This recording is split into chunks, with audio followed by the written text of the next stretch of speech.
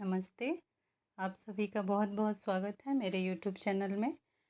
तो आज हम सब समाज के बारे में जानेंगे कि समाज क्या है और समाज किसे कहते हैं और समाज की क्या विशेषता है और समाज के कितने भेद होते हैं। तो सबसे पहले हम समाज के बारे में जानते हैं कि समाज जो है किसे कहते हैं।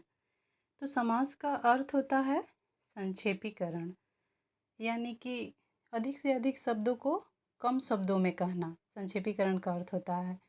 और समास होने पर शब्दों के बीच की विभक्ति जो होता है उसका लोप हो जाता है। जैसे देखिए यहाँ पे राजा का पुत्र है तो का क्या है, विभक्ति है, लेकिन जब समास हुआ है तो राजपुत्र हो गया।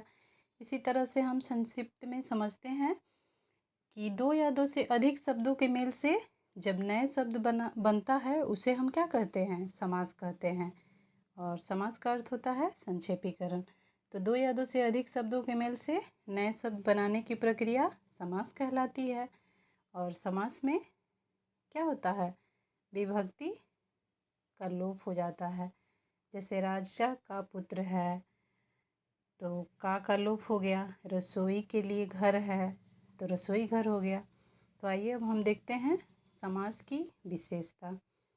समास की विशेषता, तो समास की पहली विशेषता है समास में हमेशा दो पदों का योग होता है।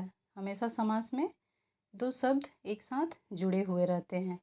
जैसे देखिए यहाँ पे राजपुत्र है तो इसमें दो पद हैं, पहला राजा और दूसरा पुत्र। तो ये दोनों पद एक साथ जुड़े हुए हैं तो दो पदों का योग होता है।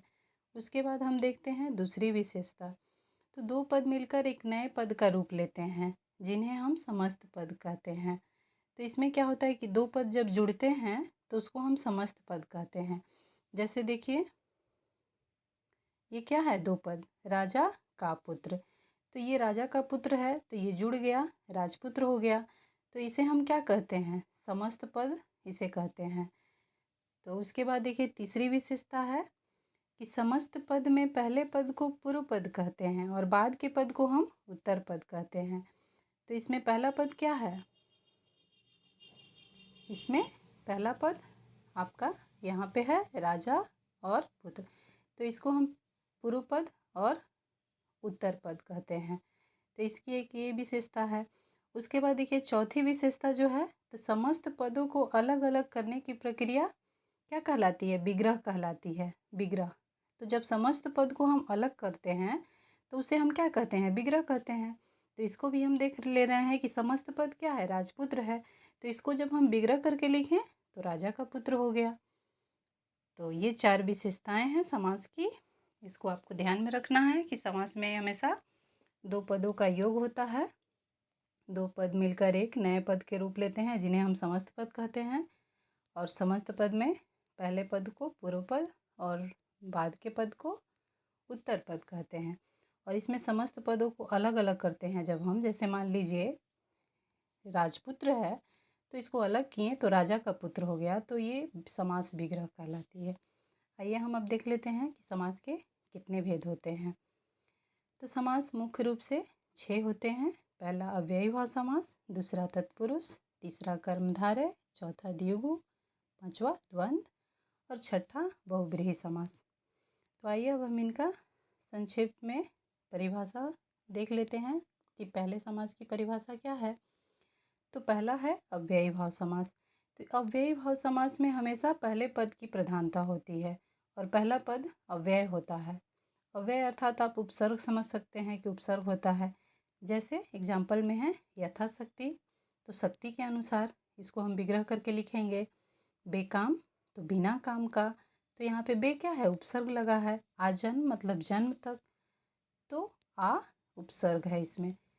इसको आप संक्षिप्त में याद रख सकते हैं, आसानी रहेगी आपको याद करने में कि उपसर्ग लगा रहता है। पहले उपसर्ग, पहले शब्दांश होता है अव्ययी भाव समास में और पहला पद प्रधान होता है।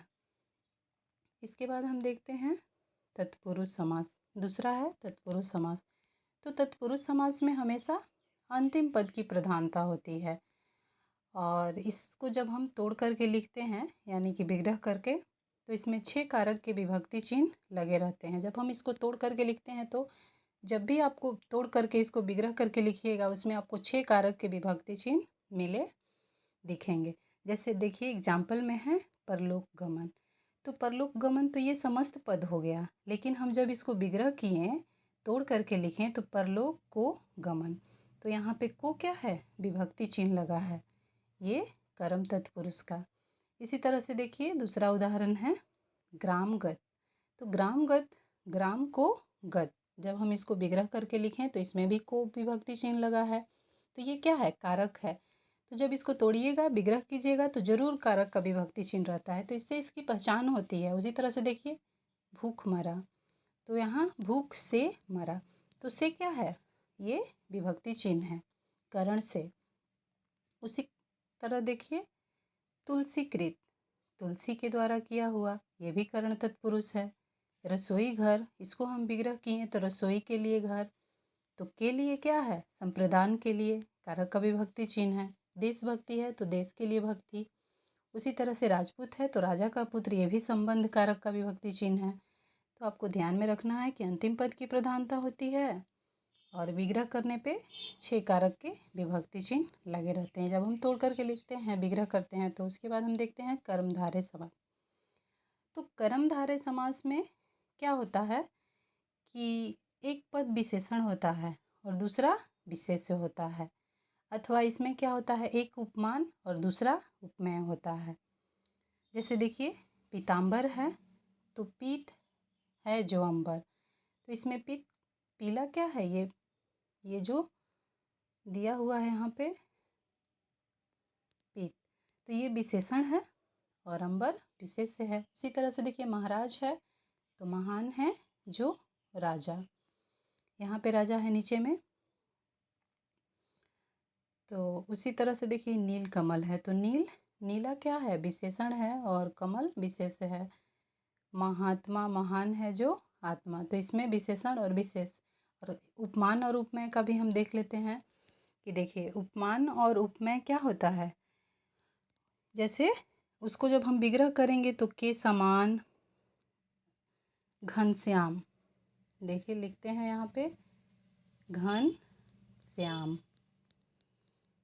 तो घन के समान, घन के समान श्याम, यहाँ पे हुआ घन के समान श्याम। तो इसमें उपमेय क्या है, घन है और श्याम क्या है, उपमान है। तो ये भी आपको ध्यान में रखना है। इसमें कभी कभी क्या होता है कि दोनों पद, कभी कभी विशेषण होता है, कभी कभी महान है जो आत्मा तो महात्मा। तो विशेषण और विशेष आपको ध्यान में रखना है कि इसमें कर्मधारय समास में विशेषण और विशेष हमेशा रहता है। उसके बाद देखिए द्विगु समास। तो द्विगु समास चौथा है, इसमें तो पहला पद जो है संख्यावाची होता है, इसकी पहचान जल्दी हो जाती है। जैसे जिनको हम काउंट कर सकते हैं, जैसे दोपहर है तो दो पहरों का समाहार, इसको जब हम विग्रह किए तो दो पहरों का समाहार, तो दो क्या है, संख्यावाची। उसी तरह से चौराहा, 4 राहों का समारोह, इसकी पहचान जल्दी हो जाती है। पंचवटी, 5 वटों का समाहार। त्रिलोक, 3 लोकों का समाहार, तो ये संख्यावाची पहला पद होता है। उसके बाद हम देखते हैं द्वंद्व। तो द्वंद्व का अर्थ ही होता है द्वंद्व होना, विलोम, एक दूसरे के उल्टा। तो इस समास में क्या होते हैं कि दोनों पद प्रधान होते हैं, पहला पद भी और अंतिम पद भी। और जब हम इसको विग्रह करके लिखते हैं तोड़ करके, तो इन दोनों के बीच में और, या, तथा, अथवा जैसे योजक शब्द का प्रयोग होता है। जैसे देखिए रात दिन, तो हम जब इसको रात दिन को क्या किए, तोड़ करके लिखें तो इसका विग्रह किए तो देखिए रात और दिन लिखें। सुख दुख है तो सुख और दुख लिखें। माता पिता है तो माता और पिता लिखें। ऐसे बहुत सारे शब्द हैं, आपको ध्यान में रखना है कि दोनों पद प्रधान होते हैं। और जब हम इनको तोड़ करके लिखते हैं, विग्रह करके लिखते हैं, तो और, या, तथा, अथवा जैसे योजक शब्द का प्रयोग होता है। उसके बाद हम आते हैं छठा में, ये है बहुव्रीहि समास। इसमें क्या होता है कि कोई भी पद प्रधान नहीं होता है, बल्कि एक तीसरे पद की प्रधानता होती है। इसमें ना ही पहला पद प्रधान होता है और ना ही दूसरा पद प्रधान होता है। इसमें एक विशिष्ट अर्थ निकलता है। जैसे देखिए एग्जाम्पल में कैलाशपति है तो कैलाश का स्वामी अर्थात शिव। तो इसमें अर्थात शिव एक विशिष्ट यानी कि तीसरे पद की प्रधानता हुई। उसी तरह से दूसरा उदाहरण है गजानन, तो गज के समान आनन अर्थात गणेश, तो ये भी तीसरे पद की प्रधानता हुई।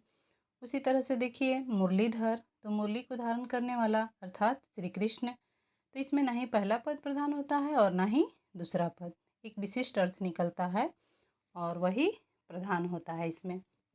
उसके बाद देखिए चक्रपाणि, चक्र को धारण करने वाले अर्थात विष्णु जी।